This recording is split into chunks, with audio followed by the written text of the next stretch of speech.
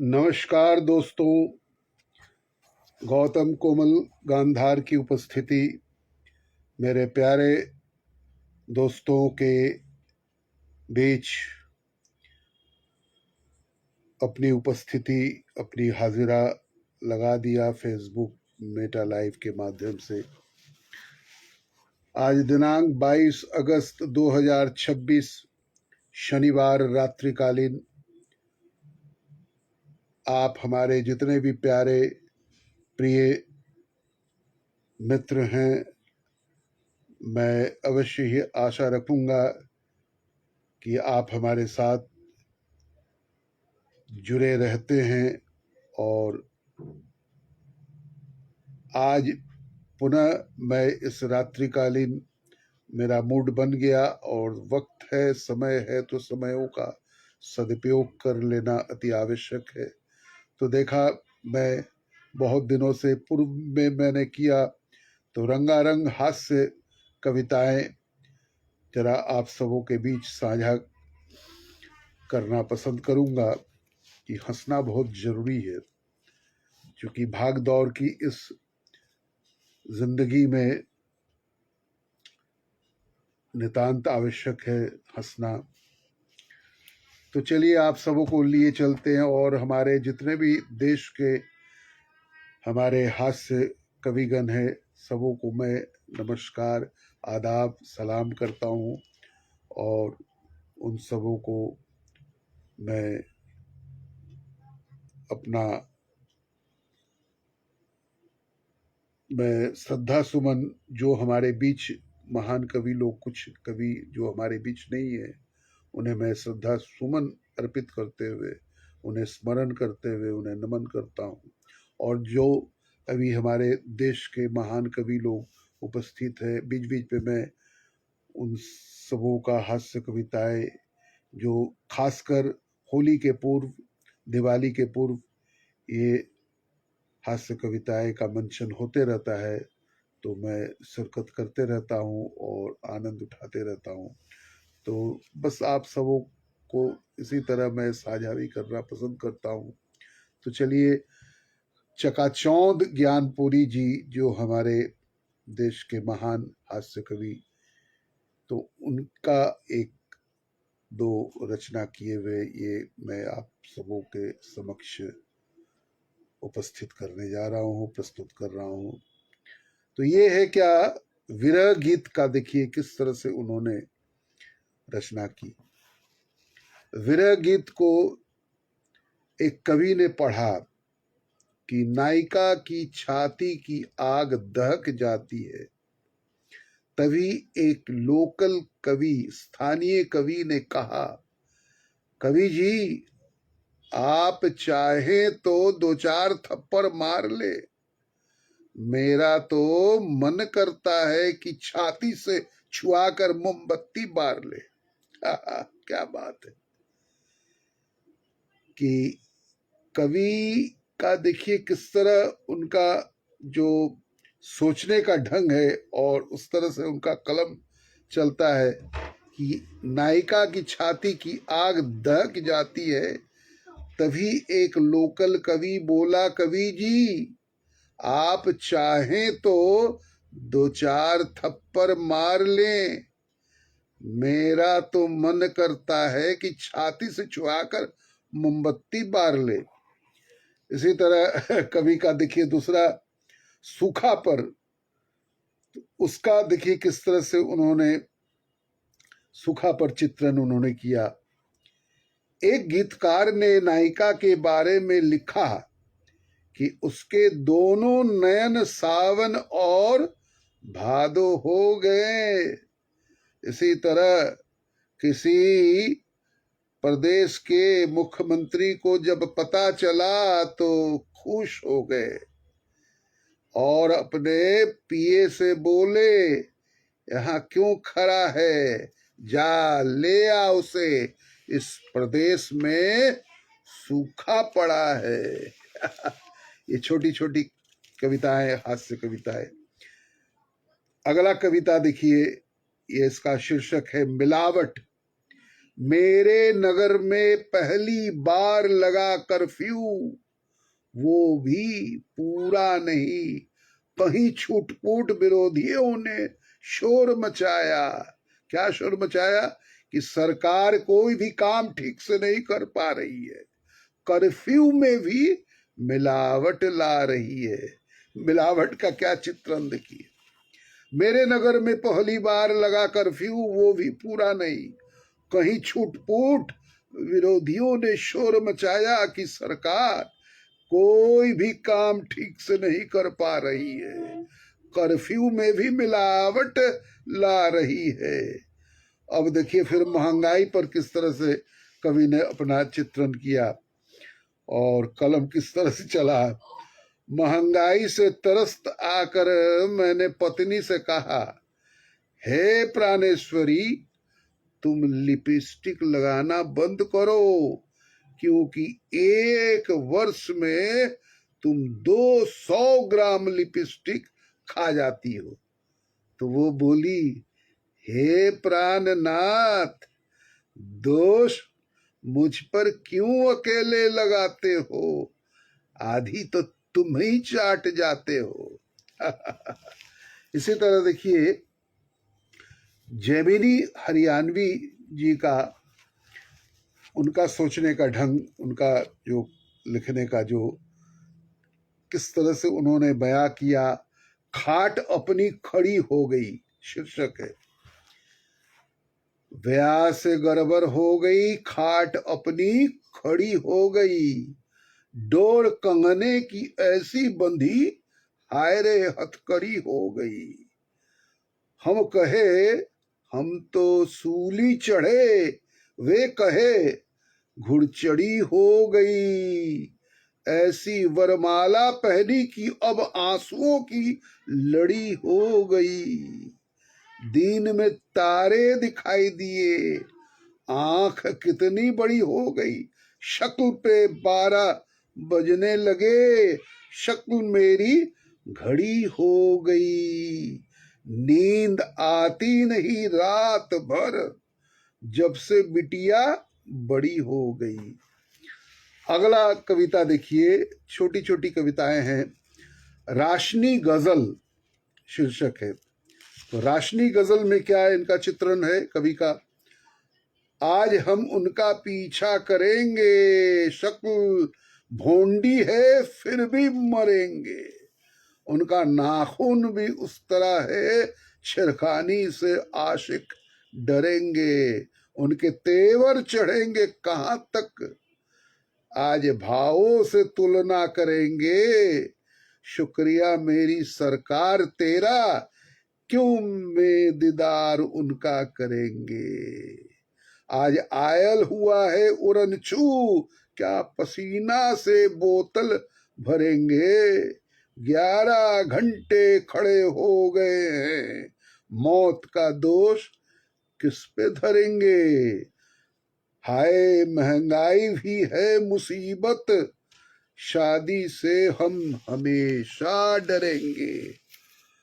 राशनी ये गजल हमने लिख दी, ब्लैक में इसका सौदा करेंगे।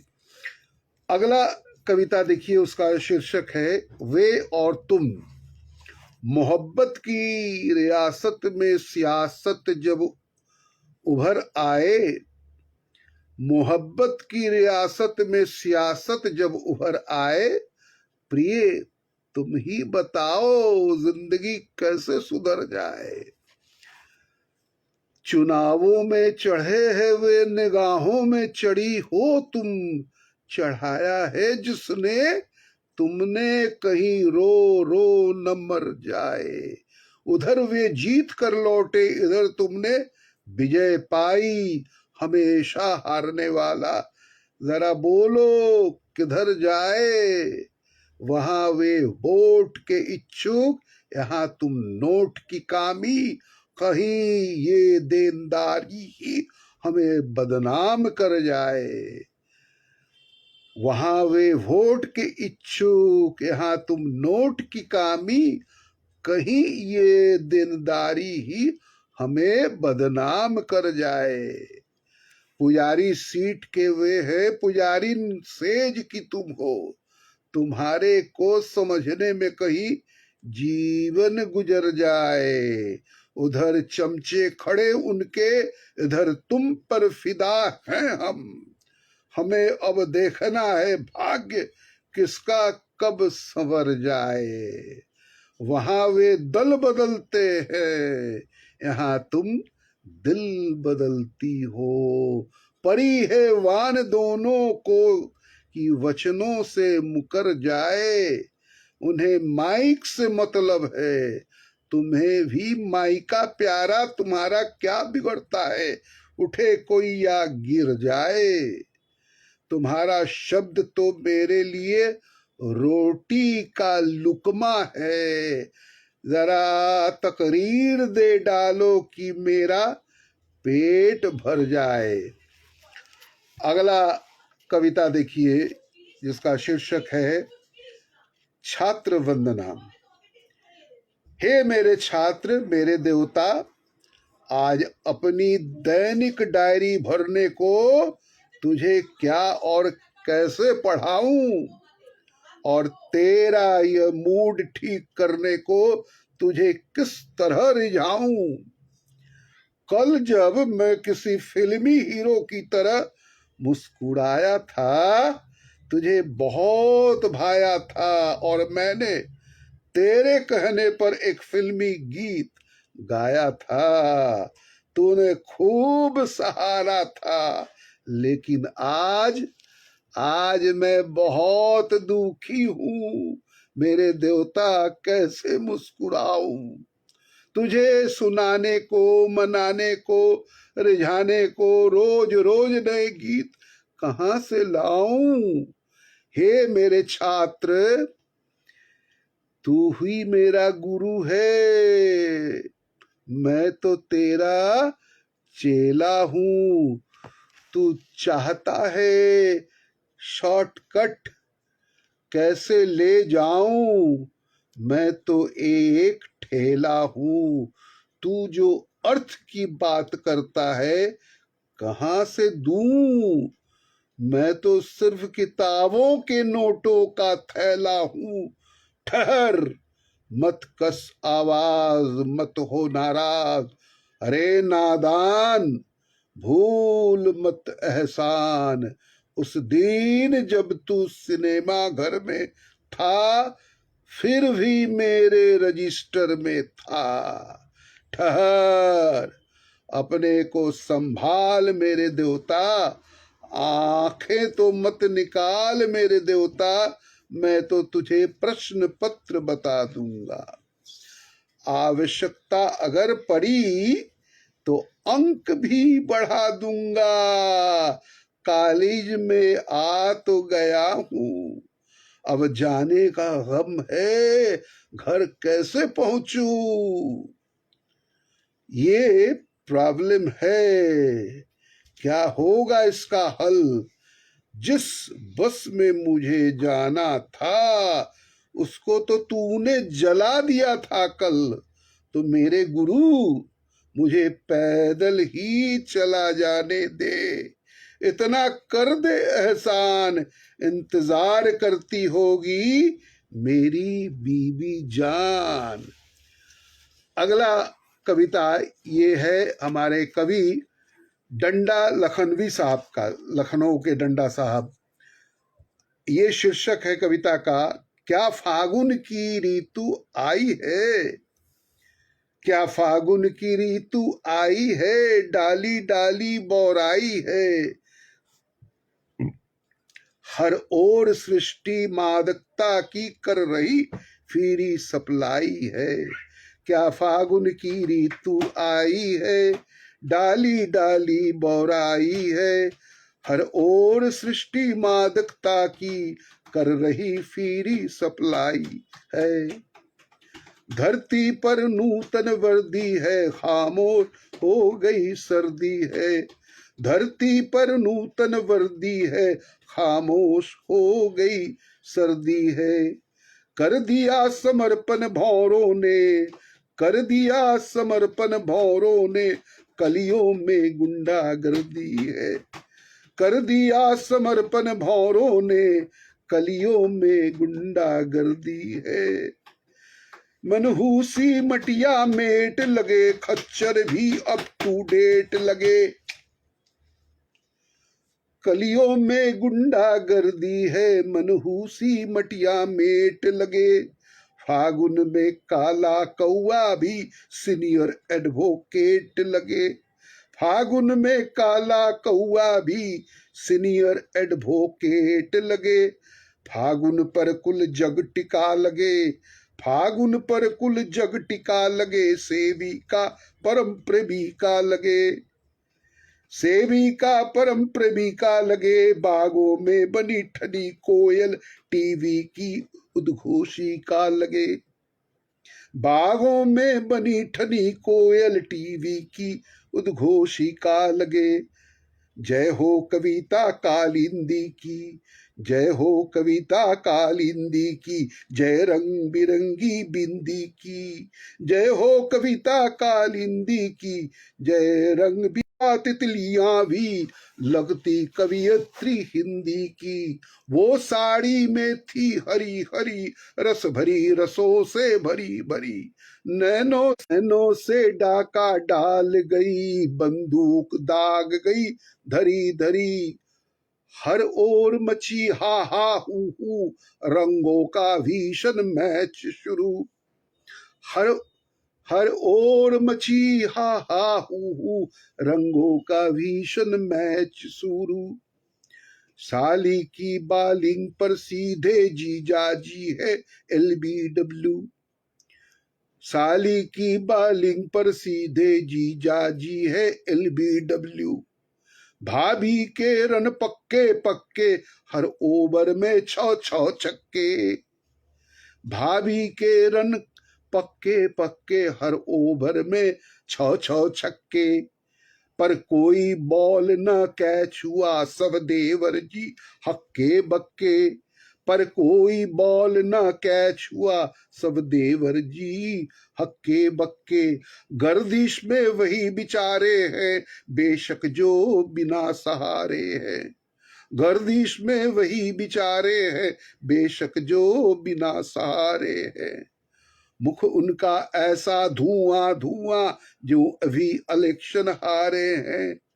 मुख उनका ऐसा धुआं धुआं, जो अभी इलेक्शन हारे हैं। ये फागुन की अंगराई है, मक्खी भी बटरफ्लाई है। यह फागुन की अंगराई है, मक्खी भी बटरफ्लाई है। कह रहे गधे भी सुनो सुनो, इंसान हमारा भाई है। कह रहे गधे भी सुनो सुनो, इंसान हमारा भाई है। इसी तरह डंडा लखनवी साहब की ये हास्य कविता क्या फागुन की रीत आई है। अब हमारे बरेली के कवि डंठल साहब का एक कविता देखिए। ये कविता का शीर्षक है मांग। कल दिल्ली की उपनगरी में एक हादसा पेश आ गया। कल दिल्ली की उपनगरी में एक हादसा पेश आ गया, जिसे देख कर मेरे दिल दिमाग का इंजन उसी तरह से फेल हो गया। कल दिल्ली की उपनगरी में एक हादसा पेश आ गया, जिसे देख कर मेरे दिल दिमाग का इंजन उसी तरह से फेल हो गया। जैसे लोकल कवि आने पर माइक फेल हुआ करता है, मैंने देखा एक जुलूस बड़ा लंबा सा, जिसमें केवल महिलाएं थी। महिलाओं से भी सब मीस थी, क्योंकि उनकी मांगों में सिंदूर नहीं था।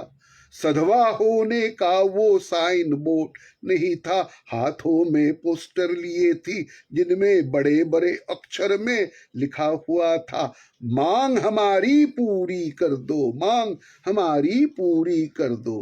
तभी अचानक पुलिस जीप पर कुछ अधिकारी वहां पधारे, बोले मजमाना जायज है, दफा 44 लगी हुई है और भीड़ को तितर बितर करने की खातिर टीयर गैस की शेलिंग कर दी। मैंने सोचा ये अधिकारी महामूर्ख है, वे अकेले हैं, जलती हुई आग में तिनका डाल रहे हैं, अश्रु सदा से नारी का ब्रह्मास्त्र रहा है और उसी पर अश्रु गैस तुम छोड़ रहे हो। जरा अकल का स्विच ऑन कर सोचो, है डिमांड कितने सी नहीं लगेगी कानी कौड़ी, थोड़ा सा सिंदूर मंगा लो, सबकी मांगों में भरवा दो, सबकी मांगे भर जाएंगी, मांगे पूरी हो जाएंगी। इसी तरह ये शीर्षक था मांग, डंठल साहब का ये हास्य कविता। अब देखिए, नवनीत जी थे हमारे उत्तर प्रदेश मुरादाबाद के, माने वो बहुत ही अच्छा हास्य कवि। उनका ये कविता, उनको उनका जो उपनाम था हुल्लर नाम से वो जाने जाते थे, मशहूर नवनीत हुल्लर। आप शीर्षक है आप कवि कहलाएंगे। एक दिन मेरे पिताजी मुझसे बोले, बेटे अब तो तू बड़ा हो गया है, घर के आंगन में खंबे की तरह खड़ा हो गया है, कब अपने जीवन को प्रगति की ओर मोड़ेगा, या यूं ही घर बैठकर मुफ्त की रोटियां तोड़ेगा। मैं तो तेरी हालत देख देख कर परेशान हूं कि तू आगे जाकर क्या बनेगा, बनेगा भी या हमें ही बनाएगा, यही सोच सोच कर हैरान हूं। मैंने कहा, पापा आप फिक्र मत कीजिए, मेरा भविष्य है उज्जवल और कुछ भी नहीं बन पाया अगर कभी तो बन ही जाऊंगा। आज नहीं तो कल, पापा बोले, हम तुझे समझाते हैं, क्या तुझे अपने में पागलपन के लक्षण नजर आते हैं? मैं बोला, मेरा अकल के पत्थर पर फूल खिल रहे हैं और मुझे कवि बनने के सिग्नल मिल रहे हैं। आज पूरे महीने में पहली बार नहाया हूं और किसी की 13वीं पर जन्मदिन की बधाई देकर आया हूं। चौर्य विद्या में भी हो गया हूं निपुण। वो बोले, ये है तेरा सबसे बड़ा गुण, यही गुण तो तेरा भविष्य चमकाएगा और एक दिन तुझे महाकवि बनाएगा। एक बात याद रहे, किसी जीवित कवि की पंक्तियां चुराने का रिस्क मत उठाना। जब भी चुराना, किसी स्वर्गीय कवि की रचना चुराना। जीवित कवि तो तुझे काट खाएंगे। अब का महाकवि निराला तुझसे पूछने आएंगे। अगर तू अपनी कविता को बनाना चाहता है स्वादिष्ट, तो उसमें अश्लीलता की अवश्य करना प्रविष्ट। तेरी रचना सुनते ही जनता गोभी के फूल की तरह खिल जाएगी और पूरी इमारत तालियों से हिल जाएगी। जिस दिन तुम में भारत में भ्रष्टाचार की तरह ये सारे गुण आ जाएंगे, उसी दिन से महोदय आप कवि कहलाएंगे। इसी तरह हमारे बिहार पूर्णिया के कवि डॉक्टर परमेश्वर गोयल साहब का एक चित्रण देखिए। उनका ये कविता का शीर्षक है रिश्ता पक्का कीजिए। ए जी सुनती हो, यमुना राम की आए हैं, मुन्ना के लिए रिश्ता लाए हैं। ए जी सुनते हो, यमुना राम जी आए हैं, मुन्ना के लिए रिश्ता लाए हैं। नाक नक्श ठीक रंग की गोरी है, लखपति बाप की इकलौती छोड़ी है।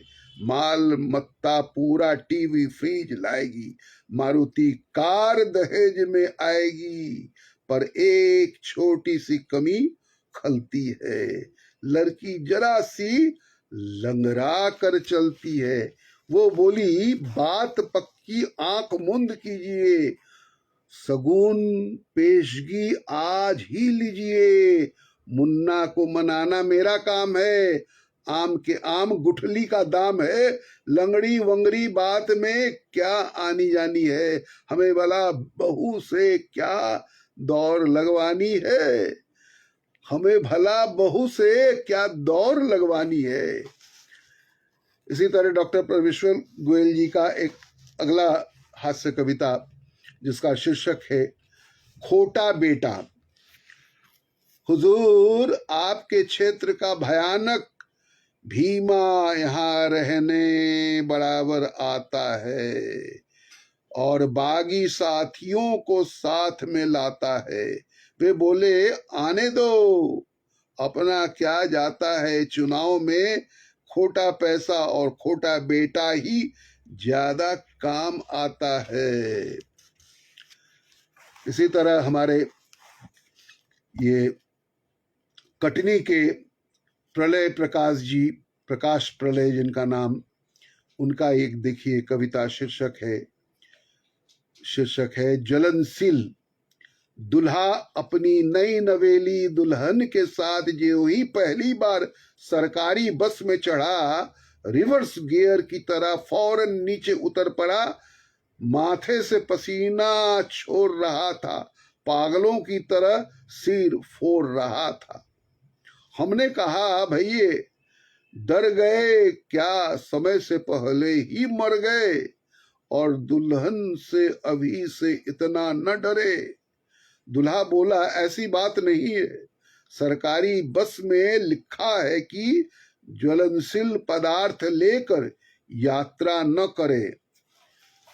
अगला एक उन्हीं का प्रकाश प्रलय जी का लिखा हुआ अगला हास्य कविता है जिसका शीर्षक है दो परिभाषाएं। गजल।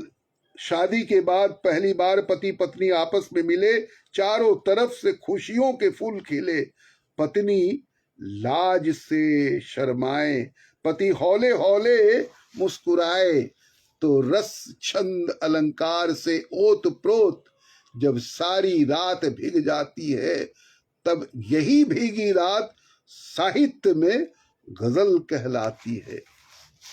अगला एक छोटी कविता जिसका शीर्षक है शेर, ही प्रकाश प्रलय जी की लिखी हुई।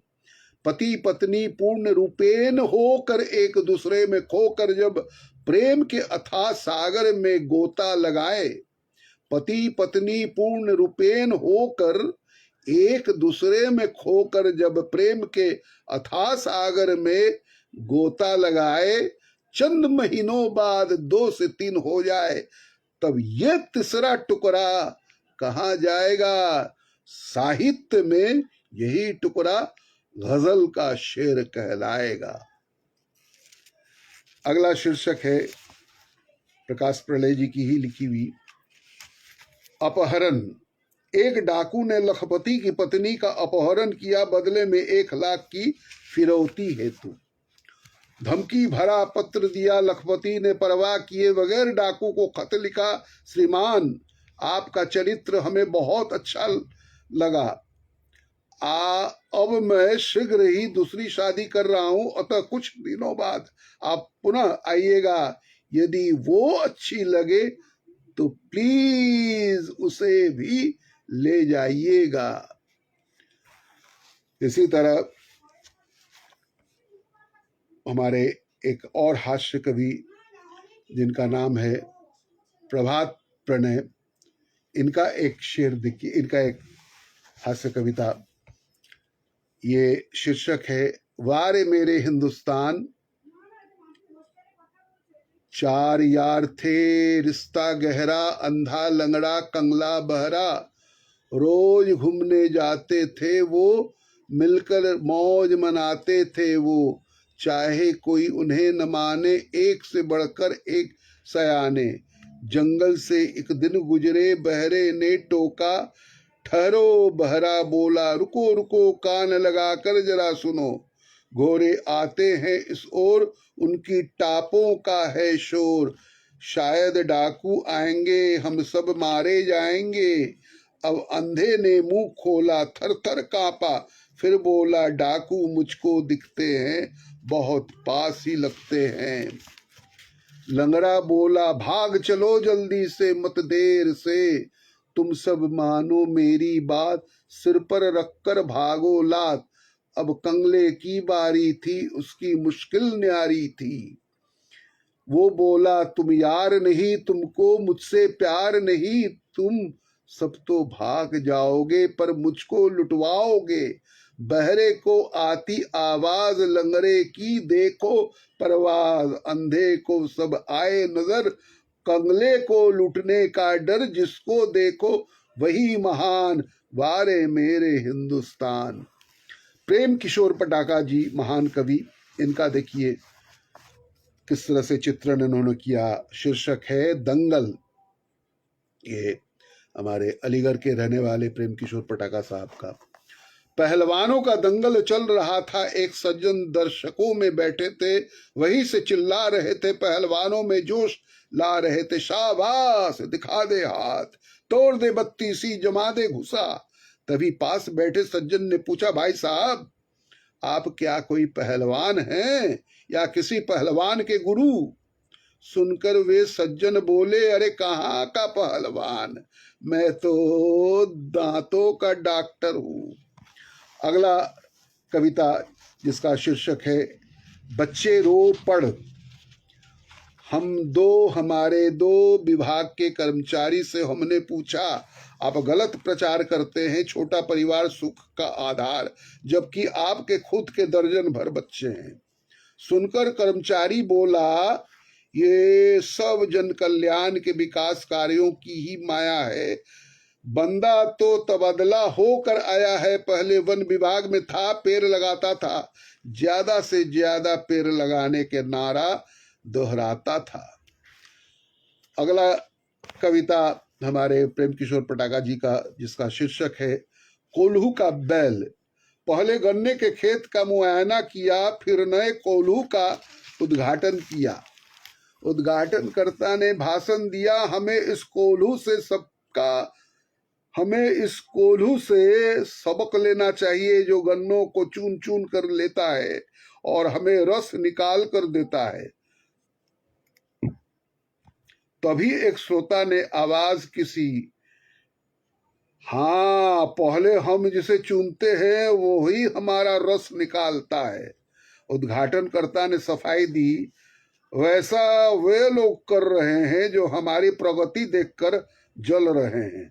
श्रोता फिर चिल्लाया, तभी तो हम आंखों पर पट्टी बांधे कोल्हू के बैल की तरह तुम्हारे पीछे चल रहे हैं। अब अगला प्रेम किशोर पटाका जी का लिखी हुई ये हास्य कविता, जिसका शीर्षक है मजमा गधों का।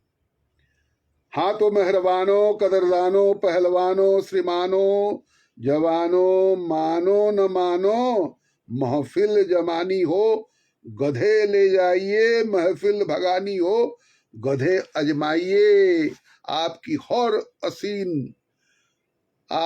हर हसीन महफिल की शोभा बढ़ाएंगे, प्लेबैक सिंगर गाएगा, गधे इठलाएंगे, ताबड़तोड़ दुलती का डिस्को दिखाएंगे, गले का ऑर्केस्ट्रा मुफ्त में बजाएंगे। आजकल ये गधे फिल्मों में अपना जोर आजमा रहे हैं। सुना है अगले हफ्ते बंबई जा रहे हैं, 5 स्टार में जाकर ठहरेगी गधों का पार्टी, और गधों के हंगामों से हिल उठेगी बंबई की चौपाटी।